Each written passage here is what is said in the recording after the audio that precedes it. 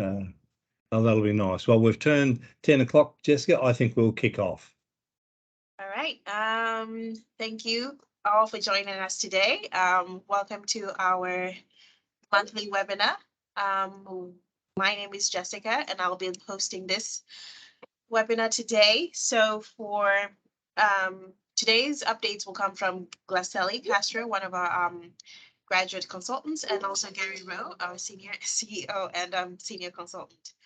Um, our topics for today will be in line with the Christmas spirit. So basically, holiday safety, road safety, cybersecurity tips, and dangerous good changes and manslaughter. Um, please stick with us and enjoy today's. I'll give it up for Gary to continue on. Thanks very much, Jessica, and welcome everyone once again. Before we get into the topics we've just mentioned here, I just thought we started last month with a question of the week, and it might be question of the month. And the smarter ones out there will notice there's more than one question. It's questions of the week. But a couple of things have been put to me over the last week or so. And one of the questions was, can we store flammable liquids in our spray booth? And remember, spray booths are designed to be safe for having flammable liquids sprayed. So they're electrically safe. So the lighting and any power in there. So you would say, prima facie, that would seem okay. So I'm going to come back at the end of the session and I'll give you the answers to these. The other one was, do we have to store empty flammable liquid containers in a dangerous goods store? Or can we just put them out on the ground, out on the roadways, out on the grass on our sites? And Andrea had a couple of clients she's working with where they're doing audits and inspections of recent times, and said to me, there's a reason why staff need to know about safety data sheets. And so we'll come back to that. So there's the question, why do staff need to know about SDSs? So there's, if you like, questions of the week. So let's just turn to which a feature of our December newsletter is holiday safety, and it often is. And we've run this topic for a number of years, and for good reason, because it comes around once a year.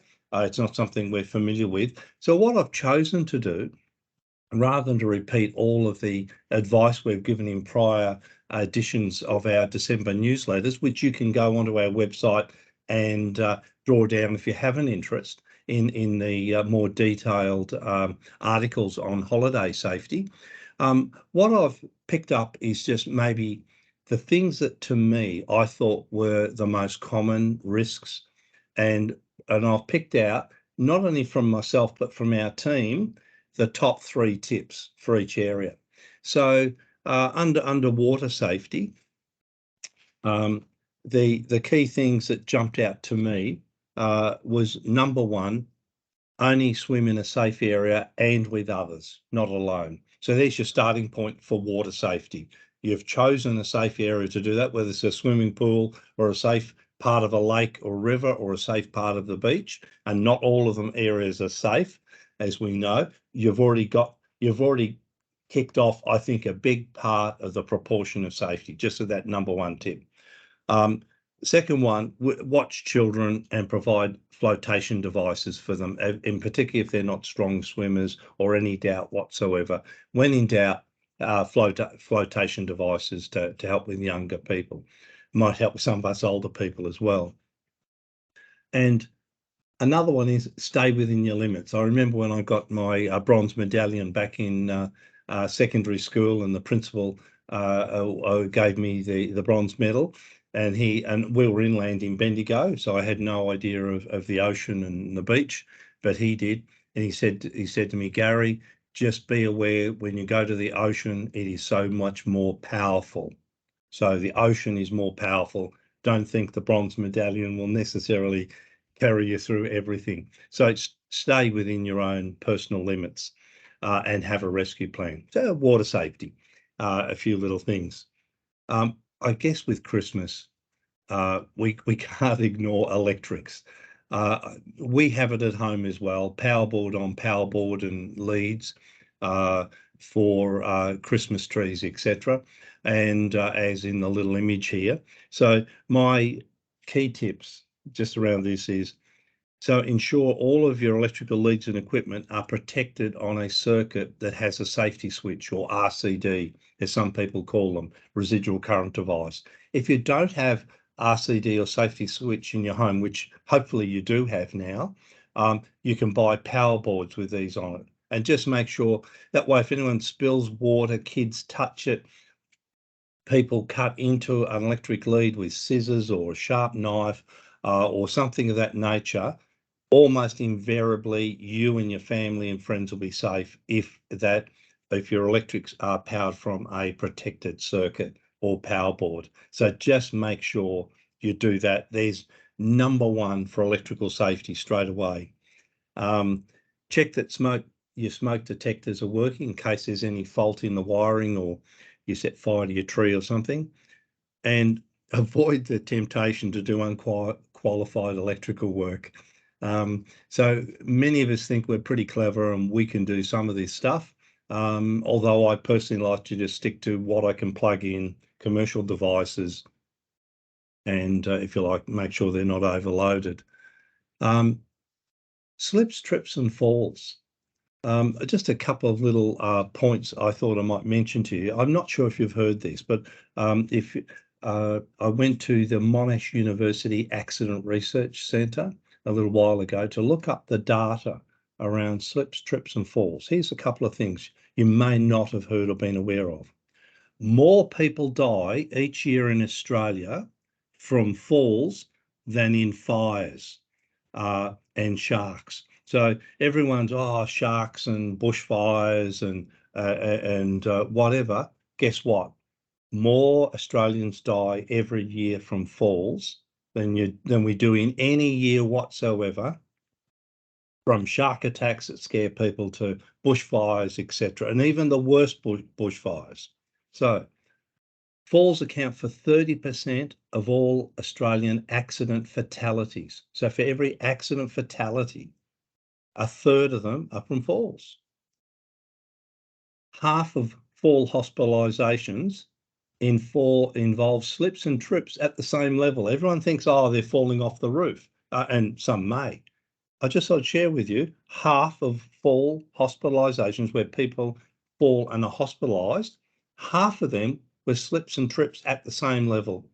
And so this will come to my point in a moment about trip hazards in and around your home and in walkways. And 80% of falls on stairs involve missteps while descending. Probably no great surprise, and we now know the solution to that: always use the handrail. And another one with older members of your family. 30% of people older than 70 years old will fall over, a serious fall, annually.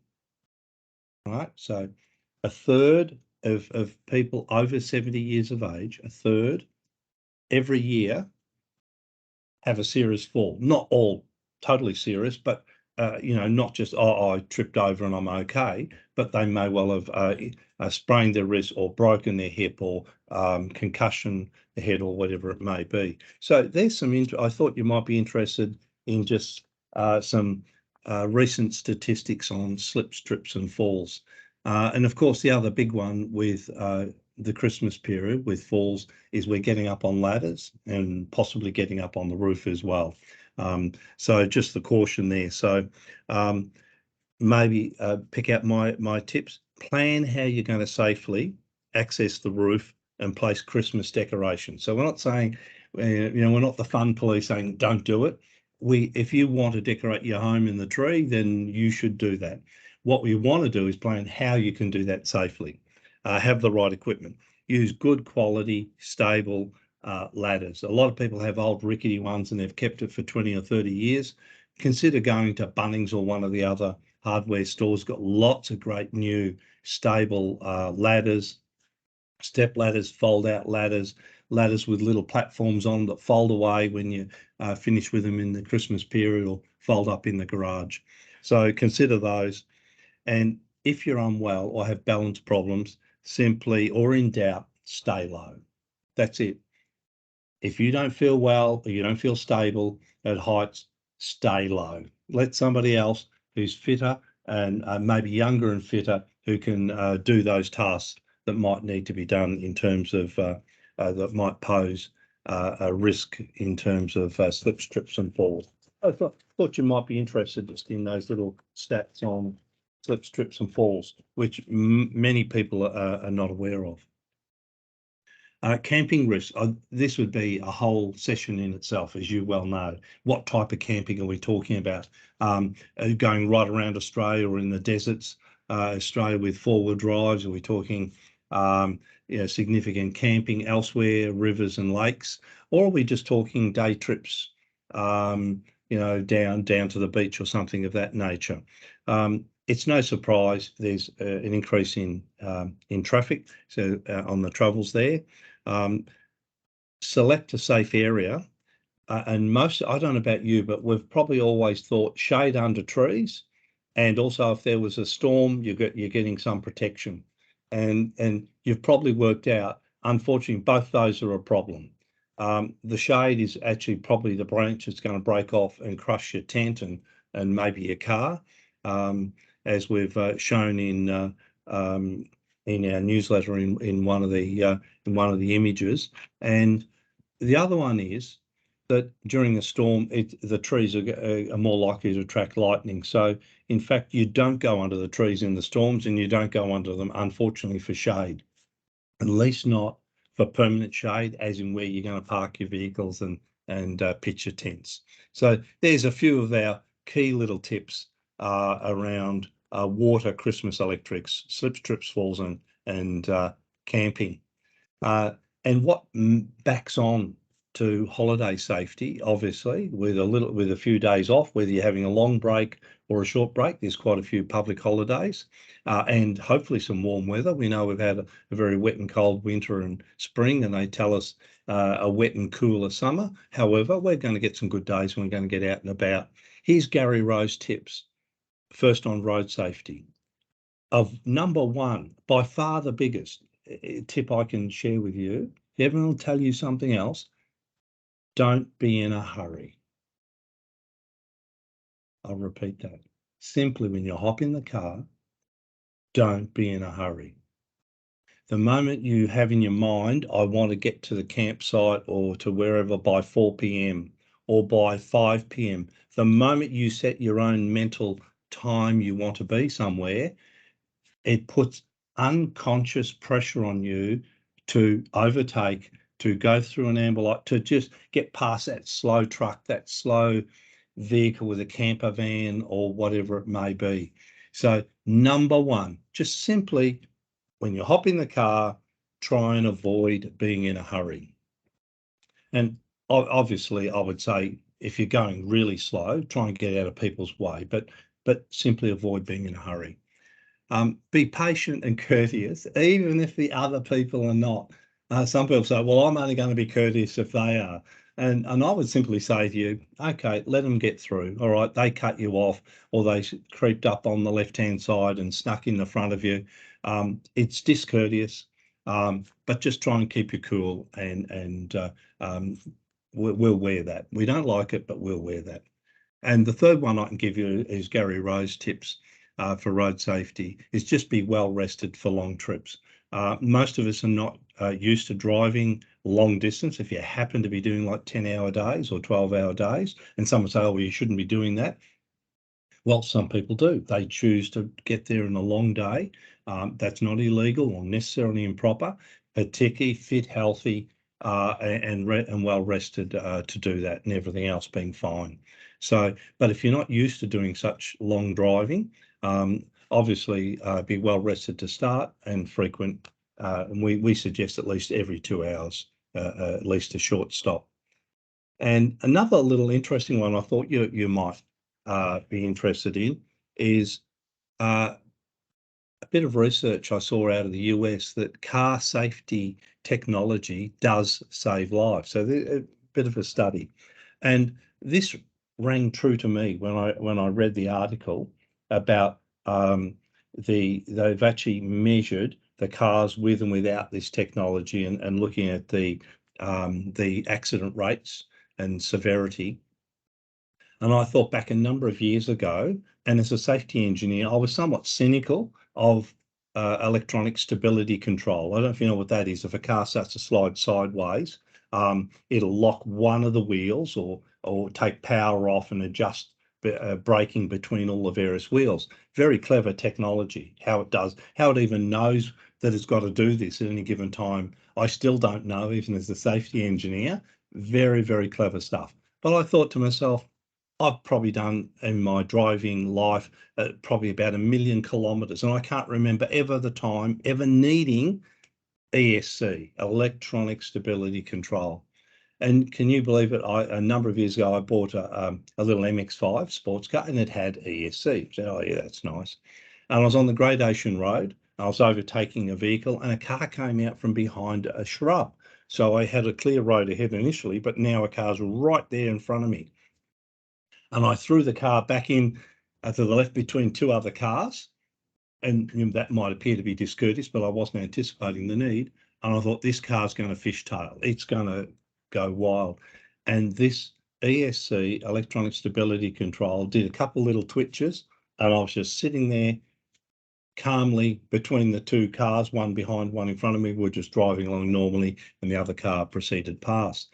And I thought, this is clever stuff. It does work. So if you're interested, look up our December newsletter. Car safety tech does save lives. And so that was what I remembered personally about safety tech in cars, which I was cynical of, thinking, oh, they're inventing stuff we don't even need. And they were saying, oh, this is going to save a lot of lives every year. And there was just that one little example where I thought this was going to be major drama and a possible incident or accident, and it certainly does work. Another one I thought of interest, I honestly, I was struggling to believe that someone would actually be this silly, but it was a case in America where a driver of a Ford Ranger utility, and by the way, it's a different model Ford Ranger ute to what they have in Australia, but it is a Ford Ranger ute. He ignored over 100 recall notices and text messages that were sent by Ford to him. They even sent a messenger to his home to try and schedule a recall of the airbags, which is the Takata airbags, which have been recalled worldwide. So he's ignored over 100 emails, texts, and mailings to his home and mobile address, and even ignored a visit to his home to try and schedule the change. And can you believe it? Then involved in an accident, and also the Takata airbag showered him with metal because it failed. That's the problem with the Takata airbags that are being recalled. So it's like a grenade in your face instead of an airbag. And he died in the accident. And so I just thought, if anyone, and you know anyone who's got these Takata airbags, it's been going on for a number of years now, so there's still a lot of relatively older cars with airbags, and not everyone has gone back and to carry out the recall yet. So there's a little bit on, I feel like, on driver safety there as well, road safety. And another little bit of research I came across, and I think the heading was "Too slow is dangerous." So every bit of advertising from the government and the safety authorities in Australia is about too fast. So I was intrigued by this. So everything we are being told, isn't even 2K over the limit, is dangerous, is what we are being told. And so here's something now saying too slow is dangerous. And in fact, what it came up with data. So this is not an opinion out of the US. Now, how good the data is, I don't know. You can look up our newsletter. I think we've referenced where this has come from. But what I can tell you is their research from some highway safety association in the US found that if people are traveling significantly slower than the posted speed limit, it actually has resulted in a significant increase in road accidents. Now, if you think of your own experience, if you've ever come around a corner and there's a agricultural tractor or piece of equipment almost stopped on the highway. It causes emergency braking or emergency swerving or both. And also on the freeways, even around Melbourne, in inner Melbourne, if there's a really, really slow car, sometimes you don't see it, a truck or another vehicle's obstructing your view, that you're about to come across a car that feels like it's almost stopped. And what this study showed, that if you are an equivalent number of kilometres per hour slower than the speed limit, it is more dangerous, creating more accidents than the same number of kilometres per hour over the speed limit. Now, I'm not encouraging anyone to speed. What I am telling you is going too slow is dangerous. And I have a personal view, if you're unwilling or unable to go about the speed limit on a freeway, don't go on the freeway. And tell your friends and family, if you can't and won't, don't go on the freeway. You are dangerous. You're creating a problem. So there's Gary Rowe's little road safety tips for the holidays. So let's just continue I'll hand over to Glecellie Castro of our team, who updated us on cyber risk. So I'll hand over to you, Glecellie, at this point. Thanks, Gary. In light of recent data breaches, frauds, and scams, it is important to keep safety in mind while browsing the internet. Here are some of our cyber safety tips to help you. Number one, use multi-factor authentication. This is where after you enter your password, the website will also ask for another code that is sent to either your mobile number, email, or authenticator app. Number two, use unusual passwords. I highly recommend using a password manager, which is an app that allows you to make a unique password for every login. Hang Number on, three, Glecellie, that's oh, interesting because I don't have one of those, and I was interested in your note where you yes, referred to a password manager. yes. Can you just tell us where you might get one of these? What's the name, or what would I Google to find such a thing? Yeah, so usually you just Google password manager. The one I personally use is called Bitwarden because I can install it on my phone, on my laptop, and I can access it through a website as well. So it's just highly accessible. And what does it actually do? Yep, so I just remember one password to get into my account on the app. And then Yes. after that, I organize all my accounts on it. So if I'm logging on to the Safety Action website, for example, I just label it Safety Action website, click on that, copy that password, and then log into the website. Super easy. Okay, so you store it, you type it in once for all your various passwords. The app's got them. I'm assuming that app is super secure. Yeah, others Definitely. Yes. can't get into that. Okay. Yep. Oh, thanks. Sorry to interrupt you there, No Glecellie. problem. I was unfamiliar with those, but I think given this day and age, I've Yeah. looked up recently how many passwords. I've Mm, filled up nearly 2 pages.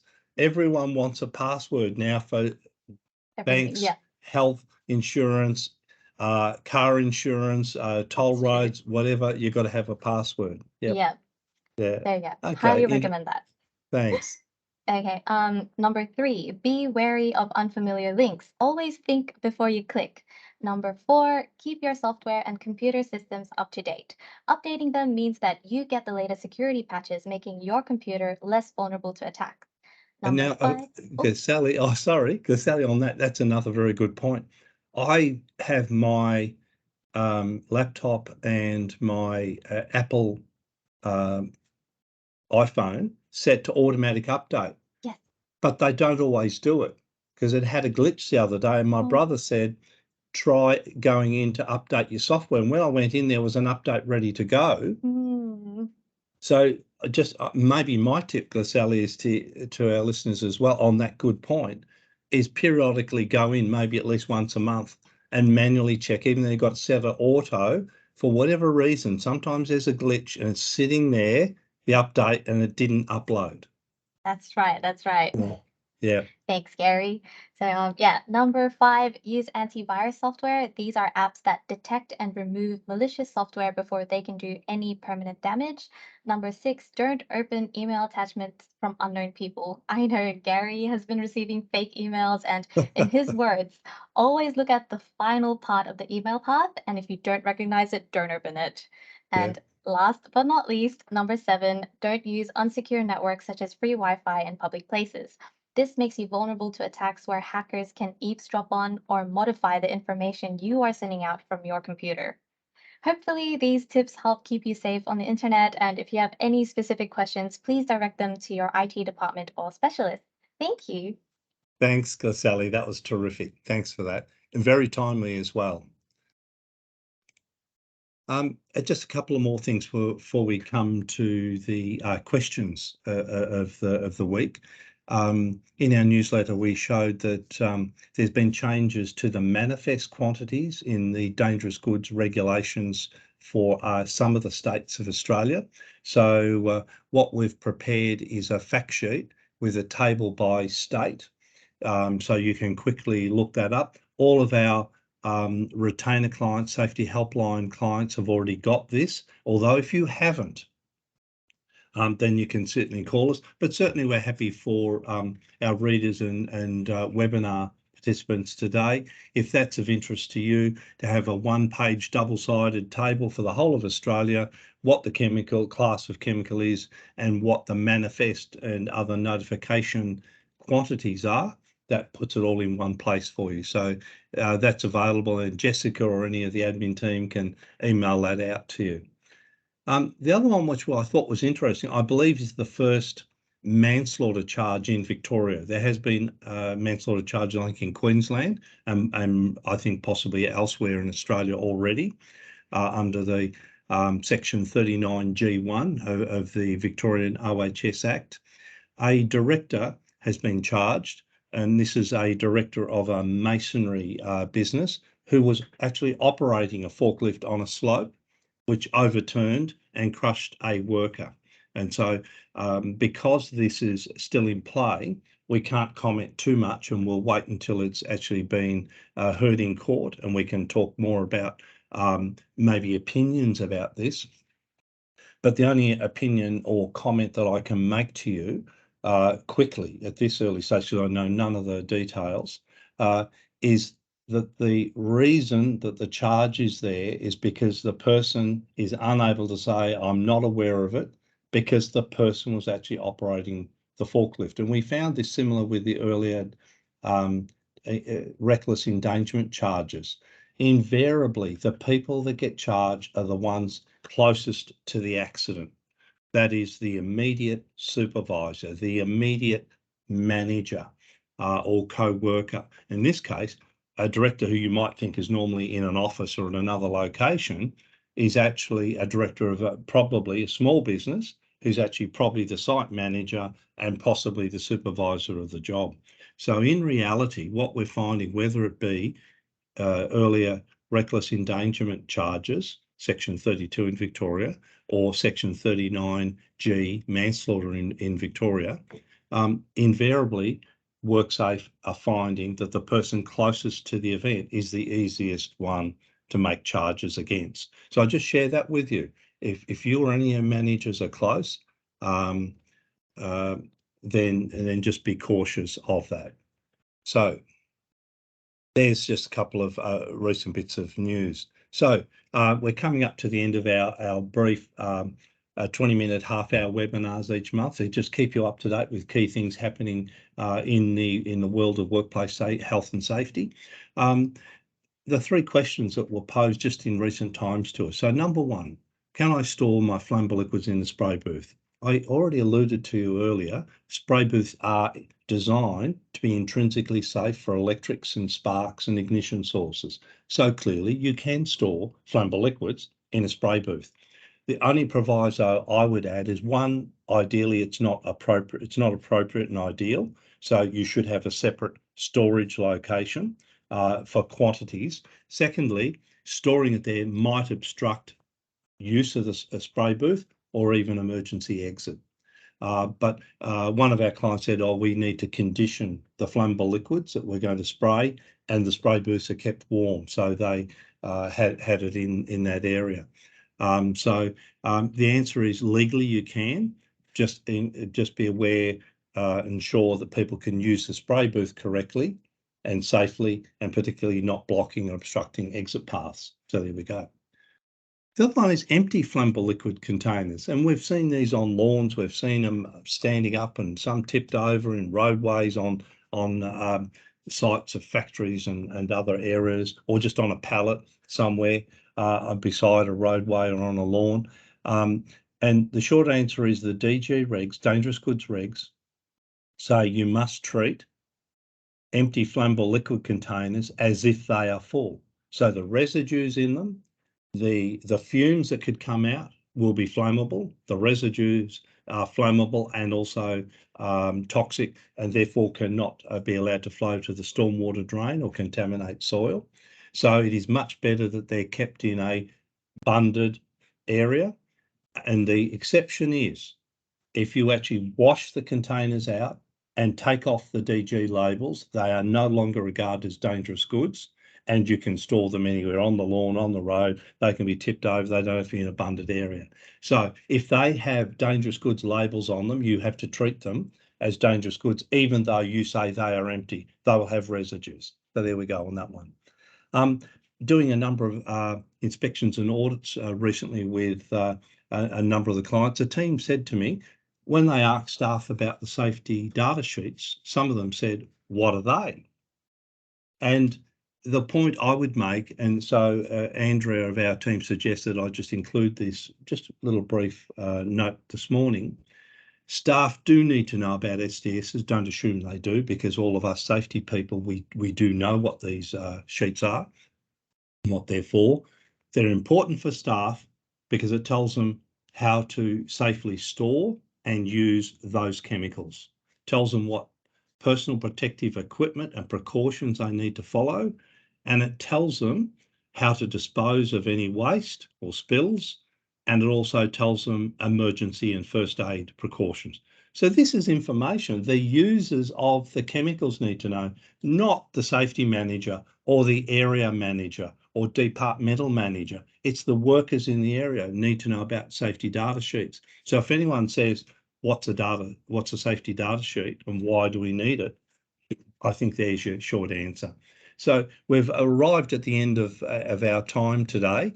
Our topic for January is going to be on safety business plans, and I think many of you will be looking to kick off 2023 with a great new, vigorous, innovative and challenging plan. So we're going to give you some tips on how you can do that and improve safety throughout 2023, particularly with your planning.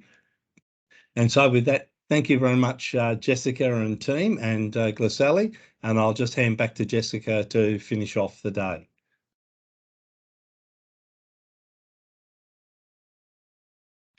Thank you so much for joining us. I do see that we have a question from Rick. Sorry. Yep. Do you want to read the question out? Thanks, Jessica. Yes, so it says, hi, Gary and team. Sorry, I don't have a microphone. That's why I'm typing. Thank you for today's webinar. I have a question. Sometimes we ship products with dry ice in Melbourne Metro. Would you know what is the minimum quantity of dry ice required? So we have to give to the driver a dangerous goods paperwork. This is in relation to the dangerous goods minimum quantity. Thanks, Jessica, and thanks for the question. Excellent question. I don't know the answer. What I'll do, Jessica, if you can get the details from the person who questioned, we will email you back with the answer to that. Andrea is our dangerous goods specialist. She's just not in the office this morning, but we'll get the answer for you. But we might also share that because we think that might be applicable to others. We'll share it in a following newsletter or webinar. So we'll get back to you on that answer. Thanks for that question, Jessica. No worries. Thank you so much for joining us. We're happy for you to be happy for everyone who is with us and here for the webinar. Our next webinar will be on Friday, the 20th of January. We're looking forward to meeting you all and have a good New Year and Christmas. Okay, thanks again, Jessica. Thanks, Glecellie. Thanks, everyone. Hopefully we'll see you early in the new year.